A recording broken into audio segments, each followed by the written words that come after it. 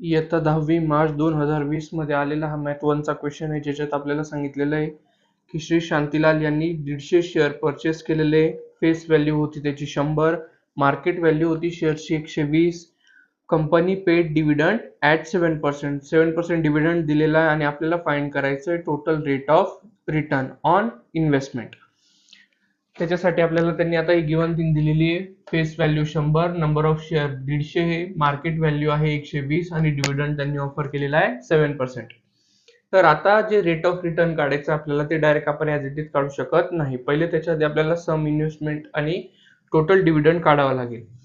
सम investment, total investment किती होती, market value किती एका शेअरची 120 rupees into total number of share किती होते 150. दोघांची मल्टिप्लिकेशन आली तुमची 18,000 रुपीज, 18,000 रुपये.